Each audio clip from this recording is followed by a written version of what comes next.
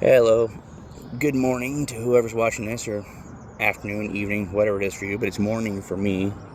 It's around 7:30 in the morning, I guess.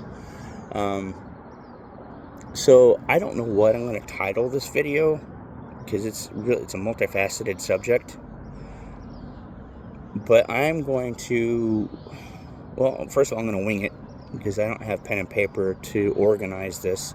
I'm just going to trust that whatever needs to be said will come out as it needs to come out. Lately, I've had some breakthroughs, and the last video that I put out was me reclaiming my power, as someone put it, by expressing my singing voice. Now I wish to express another aspect of myself that was suppressed also at an early age. Before I get on to what my breakthrough was, I'm going to preface this message with how I came to it, a little bit of background on me, how I came to the conclusions that I came to, that I will talk about. First off, let me start by saying that I'm autistic, high on the spectrum, and I've come to recognize over the last year that I have a savant gift, and that is pattern recognition. I don't know if my parents ever recognized it or not. I know, obviously, I didn't until recently. I knew that regardless of what walk of life I was in, whether it was as a working man, whether it was studying, whether it was out having fun, wherever I was, I always had to learn everything I could about any given situation that I was in. Every time I had a job, I had to learn everything about that job that I could. Try to work in every capacity that I could. Never really knowing why, because it didn't really financially benefit me. And I'd have kind of people have ridiculing me about, well, why would you want to learn something like that? It's not practical. It doesn't do you any good. I don't know. I just knew intuitively somehow this information would bear fruit one day. And another thing I also have to say too is, not only am I on the spectrum, but I have multiple personalities, at least 12. And you could say, for the sake of this conversation, that these 12 personalities represent 12 Jungian archetypes.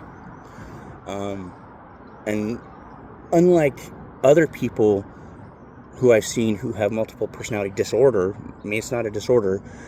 For them, it's a disorder because it's unbalanced. It's actually a spiritual gift. But when it's out of balance, you have personalities fighting with each other, struggling to be heard or for control. In my case, since I think I've done this in previous lifetimes, my personalities work with me. My personalities were my support structure growing up. My personalities were there to defend me. Well, they just, like I said, they represented the 12 archetypes. If you know what the archetypes are, you know. And I can be whatever archetype I need to be, whatever personality I need to be, according to what happens. If I'm in danger, then I have a personality that steps out for that. If love and nurturing is required, I have the healer aspect of that, and so on. With that also came different interests. I'm now realizing I suppose if I wanted to analyze it, I could figure out what personalities are interested in what, but because of this, I was interested in a lot of things. Since I was a child, or for as young as I can remember, I've always been studying people. Since I learned how to read, I've always picked up information when it was available on psychology, on religion, on the esoteric, spirituality, science, history, and there's art. I guess you could say that I was always a bit of a natural-born anthropologist, because I've always been very fascinated with cultures, with all sorts of artistic expression, and being an artist myself, having expressed myself in most of them. So one of the things that decades of research and experience gains me is that I become versed enough in each of these subjects that I start to see connections between them that society or professionals, experts tell you aren't there. In psychology, I would wager that I could easily get a degree. I'm not saying that I know about a lot about mental health issues that aren't one of the major or most commonly diagnosed mental health issues, but when it comes to the ones that I had to deal with in my own life, because I had so many narcissists, psychopaths, and otherwise in my life, and then having been diagnosed with these comorbidities myself, I had the experience of dealing with these people on a day-to-day basis. I had my education, especially the last 6 years. I really did a deep dive into all these subjects. I finally started to use the internet for what it's really good for. So now I think I can step into the recent big conclusion that I had. I've always been fascinated by not necessarily history as we're told, because one of the things I discovered early on is that history, as we're told it in school, there's something off about it. I didn't know what it was, but now I realize it's just either a twisted version of the truth or just outright fabrication. All you got to do is just look at what's going on with the pyramids, is just one of many examples. They're still trying to stick to the narrative we're taught about the history of the pyramids when LiDAR scans are proving there's so much more to it. And they're so much older than what we're told. It's just one of many, many, many, many examples. The world wars as well, too. That's also got a very skewed, misinterpreted view. So the overarching conclusion that I've come to here recently is, and this isn't going to be a simple thing to describe, I don't think, is the truth and the lies of what's going on. I kind of come to understand years ago that humanity isn't 6,000 years old. That we've been around for a very long time, and this isn't the only cycle of humanity that has existed. I've delved into mythology, like with the Nephilim, religion with the Nephilim, seeing the global connections, the global consistency of these giants, these beings having been said to have existed, seeing photographic evidence of it, photographs that I've seen that were prior to these photographs being able to be faked by AI. Back in the 90s and early 2000s, I would be in antique shops, and I'd be looking at old black and white photos, and I would have a photo that pop up every once in a while that just did not match anything. It didn't make sense. Like, for example, I came across one in Cleveland, Ohio that was dated somewhere in the mid-1800s, and it was a picture of downtown San Francisco. And it was very futuristic yet retro at the same time. The buildings, the architecture was extremely sophisticated, very advanced. You could tell that even at a distance. But the interesting thing is it had a similarity that I'm seeing in content that I'm seeing out on places like YouTube now about these sorts of things, is that the city was abandoned. Well, there's this so-called myth about Tartaria. I don't know if any of you have heard of that. That was the civilization that was prior to our current civilization. It was the old ways, I guess you could say. This was mankind before capitalism came into the picture and essentially enslaved us. The reason I believe firmly in this is because our cities, a lot of our major cities, are founded on the ruins of these old civilizations. The wars of like 1812 all the way up to modern day, and probably even before that, have all been about one thing primarily, and that is the destruction or hiding all signs, all evidence of this old world. I realized here recently, let me backtrack. One of the questions that kept popping up and looking at all of these ancient prehistoric sites, like in Peru, looking at the Karnak, or not Karnak, Göbekli Tepe in Turkey, the pyramids, Stonehenge, you name it. There are these sites that the Historical Society pretty much just keep at arm's length because it doesn't fit their narrative. I mean, they're all over the globe. They're here in the United States. They're in South America. They're everywhere. There's definitely something that was being hidden. So my question was, what is being hidden? If there were more advanced societies prior to the one we live in now, what happened to them? How would, and also this also ties into like the narrative or the story of like the Babylonian gods, like the Anunnaki as well. If you look at them as previous cycles of humanity. My question, when I started looking into the Tartaria information, it really made sense. It really was, I guess, the final piece of the puzzle. Because I got this, up to that point, I got this idea of a society that's more spiritually advanced than us, more technologically advanced, and in a way that works better with nature. Humanity hadn't lost its connection to nature yet. Even the time schedule that people worked on or operated on was different.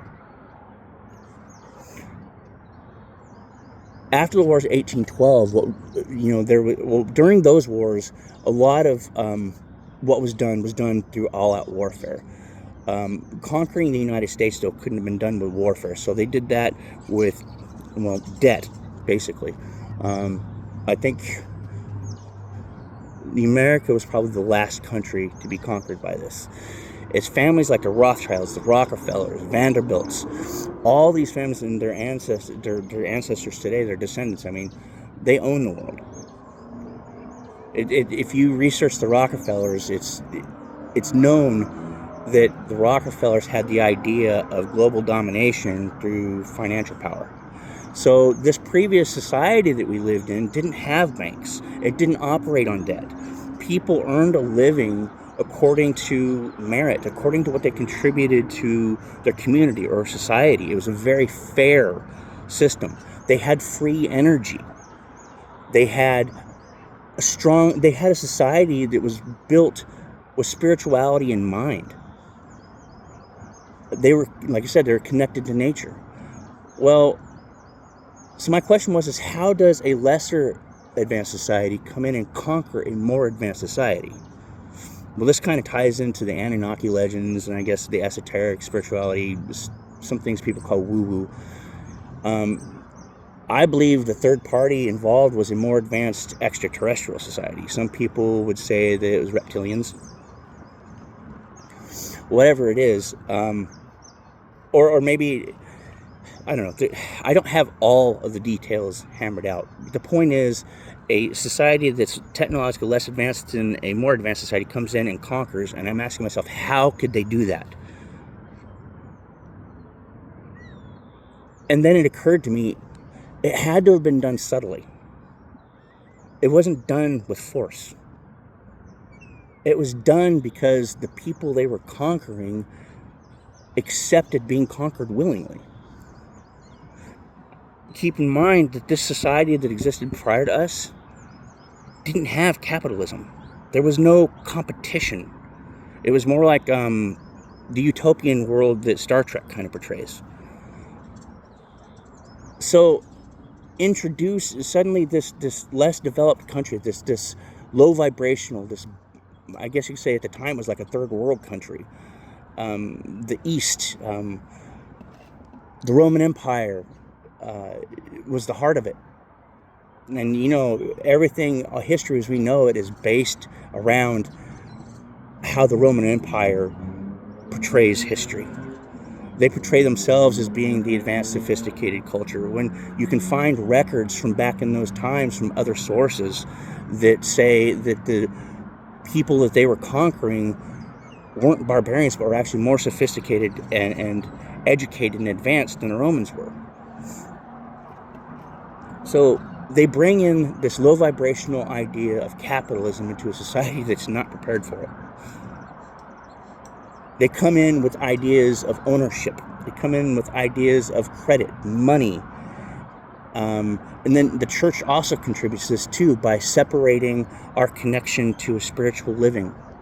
The Catholic Church is really guilty of this by basically telling us we're not worthy of talking to God. We have to talk to this man to give us absolution for our sins. Bullshit. Politics, they keep us divided. Credit keeps us in debt. The workforce, which was established by the railroad industry, put us on a time schedule. It used to be that the time schedule, people's daily time schedule was when it got light and when it got dark. It wasn't set around set hours. Life was very different, very, very much more sedate, relaxed, and peaceful when lived like that. But then the railroads came in and they started conquering everything. What made it so successful is that they had politicians to institute laws to enforce their rules. And because they employed so many Americans, they had a huge influence on society. Society began to work around the railroad's clock. So we became enslaved that way. And we became dependent upon their paychecks. So the banks, the big corporations, the big business, the church, they're all in cahoots. Politics, all in cahoots, all contributing their parts to enslaving us. There was a saying I'd heard, and it's never been officially associated with Rockefeller, but the saying was keep people's lives, minds dull and their lives short. That makes absolute sense. I can see that. Because that's exactly what's happened. We were conquered. A whole globe was conquered in the 1800s. We have been in indentured servitude, I guess is the proper way of saying it, since then. And we've willingly accepted it. And I've learned through spirituality, through researching these ancient legends, these religions, this unofficial history, that this is cyclical in nature. This approximate thing has happened every single time. Humanity will rise and fall. Every time it rises up spiritually, it rises with morals, values, and learning to work with nature. But eventually, over time, man begins to forget his divine connection to nature and to the universe. And the world starts operating in a more egoic way. More low vibrational, whatever, however you want to put it, more greedy, fearful way. They become complacent and they just allow it in.